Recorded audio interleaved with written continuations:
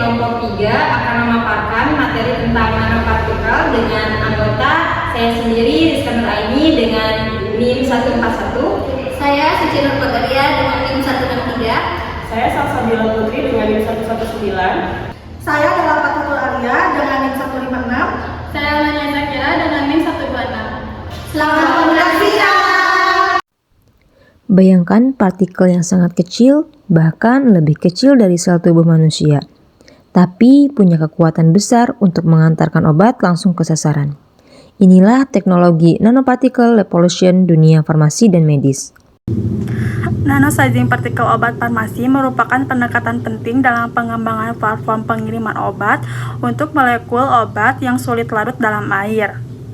Meskipun nanosizing dapat meningkatkan laju pelarutan dan kelarutan obat, tantangan signifikan muncul dalam formulasi bentuk sajian padat seperti tablet dan kapsul. Masalah ini disebabkan oleh gaya tarik van der Waals yang kuat antara nanopartikel kering yang menyebabkan agregasi dan kohesi, serta mengurangi aliran. Jurnal ini mengulas area luas nanomedicine dengan fokus utama pada nanokristal obat dan metode top-down, serta bottom-up yang digunakan dalam pembuatannya. Selain itu, jurnal ini juga membahas bagaimana nanosuspensi obat dihasilkan dan distabilkan serta strategi untuk isolasi nanopartikel. Dalam dekade terakhir, nanoteknologi telah menjadi salah satu inovasi terpenting dalam bidang farmasi dan biomedis. FDA Amerika Serikat telah menyetujui lebih dari 100 aplikasi dan produk nanomedicine yang menunjukkan signifikasi teknologi ini dalam meningkatkan efektivitas pengobatan. Sekitar 40% dari 200 obat oral teratas yang dipasarkan di Amerika Serikat dan Eropa, serta 90% dari entitas kimia baru dalam pengembangan, adalah obat yang sulit larut dalam air. Rendahnya kelarutan ini menyebabkan konsentrasi obat yang tidak memadai di lokasi aksi, yang berpotensi menyebabkan kegagalan terapi in vivo. Obat dibagi menjadi 4 kelas berdasarkan kelarutan dan permeabilitasnya. Yang pertama kelas 1, kelarutan tinggi dan permeabilitas tinggi. Kelas 2, kelarutan rendah dan permeabilitas tinggi. Kelas 3, kelarutan tinggi dan permeabilitas rendah. Dan kelas 4, kelarutan rendah dan permeabilitas rendah. Untuk mengatasi masalah kelarutan, industri farmasi telah beralih dari teknik mikronisasi ke nanonisasi, yang menghasilkan partikel dengan ukuran yang lebih kecil dan meningkatkan luas permukaan, sehingga meningkatkan laju pelarutan dan bioavailabilitas. Metode pembuatan nanopartikel. Yang pertama, teknik bottom up, yaitu melibatkan presipitasi terkontrol dari larutan jenuh, di mana nanopartikel terbentuk dari molekul yang terlarut. Contohnya, metode ini termasuk presipitasi antisolvent, di mana obat yang terlarut dalam perlarut dicampur dengan antisolvent seperti air untuk meningkatkan supersaturasi dan membentuk partikel kecil. Yang kedua, teknik top-down, yaitu mengurangi ukuran partikel obat menggunakan proses mekanis. Ada 2 teknik utama dalam kategori ini adalah media mailing, menggunakan energi tinggi untuk menghancurkan partikel besar menjadi ukuran nano melalui tumbukan antara partikel dan dinding wadah. Kemudian high pressure homogenization, yaitu menggunakan tekanan tinggi untuk memecah partikel obat dalam suspensi, menghasilkan ukuran partikel yang lebih kecil.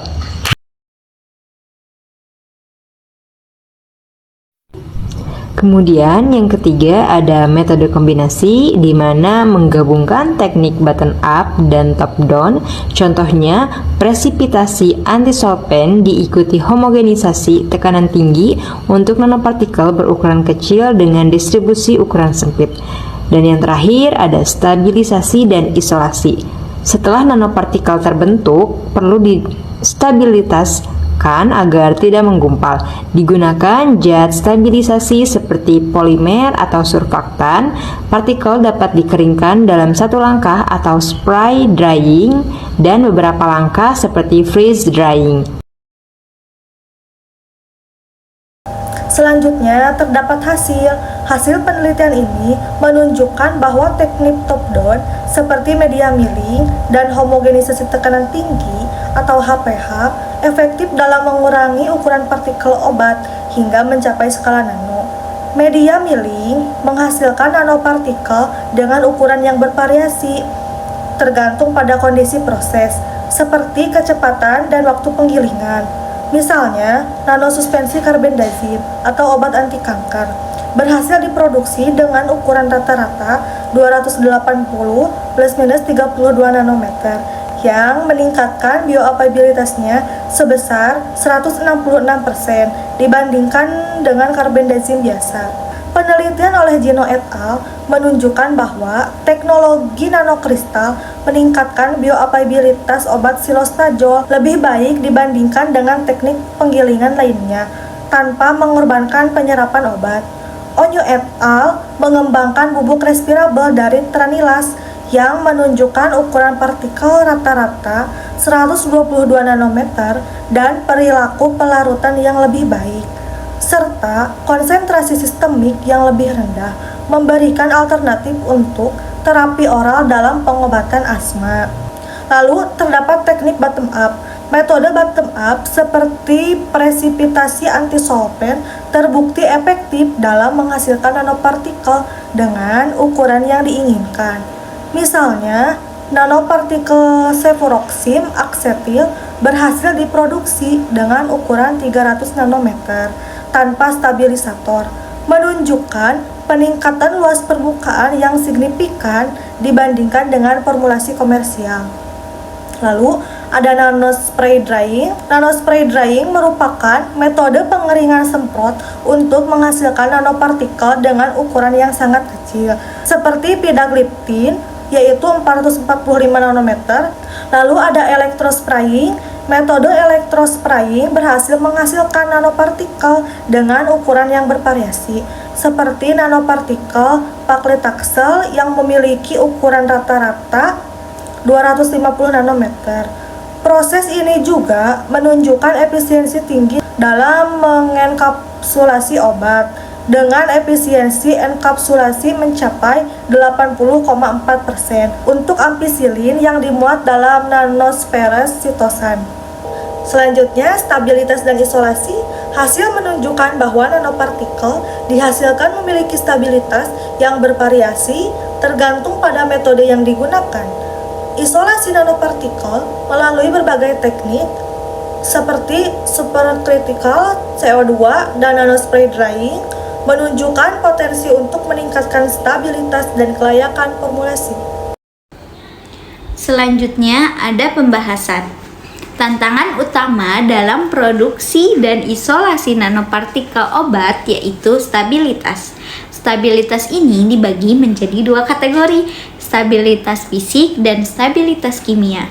Stabilitas fisik mencakup masalah seperti aglomerasi, sedimentasi, dan pertumbuhan kristal yang dapat mempengaruhi efektivitas dan keamanan produk.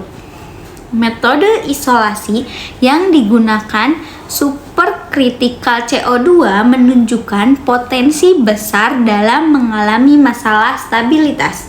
Proses ini memungkinkan pelapisan atau pengemasan nanopartikel dengan cara yang efisien, mengurangi resiko aglomerasi dan meningkatkan kelayakan produk akhir.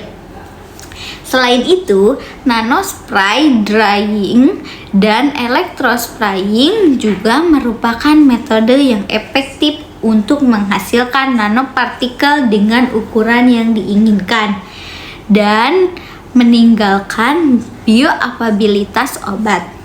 Hasil penelitian menunjukkan bahwa nanopartikel yang dihasilkan melalui metode ini tidak hanya memiliki ukuran yang sesuai, tetapi juga menunjukkan peningkatan bioavailabilitas yang signifikan dibandingkan dengan formulasi konvensional.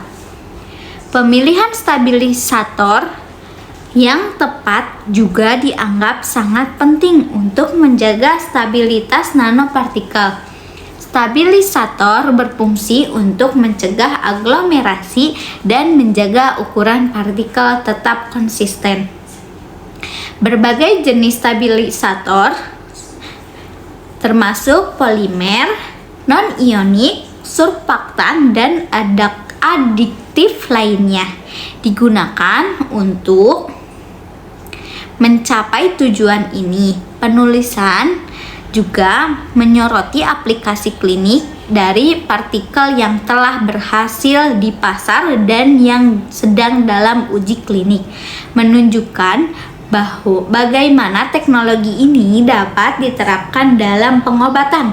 Produk-produk seperti Doxil dan Rapamune yang merupakan contoh formulasi basis nanopartikel, menunjukkan bagaimana teknologi ini dapat diterapkan dalam pengobatan. Namun, meskipun ada banyak kemajuan dalam teknologi nanosizing, hanya sedikit formulasi yang berhasil mencapai tahap uji klinik atau disetujui oleh badan regulasi. Hal ini disebabkan oleh kompleksitas proses nanosizing dan kurangnya kapasitas internal di banyak perusahaan farmasi untuk mengembangkan nanokristal untuk studi klinik. Secara keseluruhan, teknologi nanosizing menawarkan pendekatan untuk menjanjikan formulasi obat yang sulit larut, tetapi tantangan dalam stabilitas, isolasi, dan pengembangan produk akhir masih perlu diatasi. Penelitian lebih lanjut diperlukan untuk memahami dan mengatasi masalah ini, serta untuk mengembangkan produk nanokristal yang lebih efektif untuk menggunakan klinik. Dapat disimpulkan bahwa teknologi nanosizing menawarkan pendekatan yang menjanjikan untuk formulasi obat yang sulit larut dengan meningkatkan bioavailabilitas. Meskipun ada tantangan dalam stabilitas dan proses downstream, penelitian lebih lanjut diperlukan untuk memahami dan mengatasi masalah ini, serta untuk mengembangkan produk nanokristal yang lebih efektif untuk penggunaan klinis.